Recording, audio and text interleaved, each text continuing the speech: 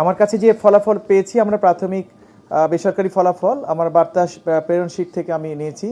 কুমিল্লা 1 আসনের জন্য 249, এটি হচ্ছে নির্বাচনী এটা দাউদকান্দি এবং মেঘনা।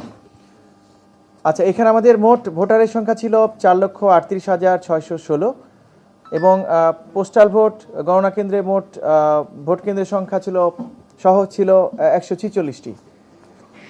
আমি এবার প্রতিনিধি প্রার্থীদের নাম এবং তাদের ভোটের সংখ্যা বলছি। প্রথমে ছিলেন আবু জায়েদ আল মাহমুদ, উনি স্বতন্ত্র প্রার্থী, বরাদ্দ প্রতীক ছিল কলস, উনি পেয়েছেন 201টি ভোট।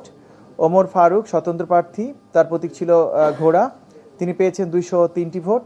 ডক্টর খন্দকার মোশাররফ হোসেন, বাংলাদেশ জাতীয়তাবাদী দল বিএনপি, তার প্রতীক ছিলেন ধানের শীষ, তিনি পেয়েছেন 1,40,305 ভোট। বশির আহমেদ, ইসলামী আন্দোলন বাংলাদেশ, হাত পাকা প্রতীক নিয়ে, তিনি পেয়েছেন 6,389টি। বড়ুয়া মনোজিৎ ধীমন, বাংলাদেশ জাতীয় সমাজতান্ত্রিক দল বাংলাদেশ জাসদ, মোটর গাড়ি প্রতীক নিয়ে 144টি। এবং Mohammad Abul Kalam, Bangladesh Republican party BRP, হাতি প্রতীক নিয়ে 403 ভোট। মোহাম্মদ মনিরুজ্জামান, বাংলাদেশ জামায়াতে ইসলামী, দাঁড়িপাল্লা প্রতীক নিয়ে 90,499 vote. Mohammad Shafiul Basar, Amar Bangladesh Party AB Party, eagle প্রতীক নিয়ে 511 ভোট।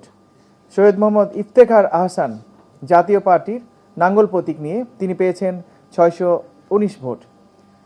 আমার কাছে এখানে যে ভোট সর্বোচ্চ প্রার্থী পেয়েছেন তিনি হচ্ছেন ডক্টর খন্দকার মোশাররফ হোসেন, বাংলাদেশ জাতীয়তাবাদী দল বিএনপি, ধানের শীষ প্রতীক নিয়ে 1,40,305 ভোট।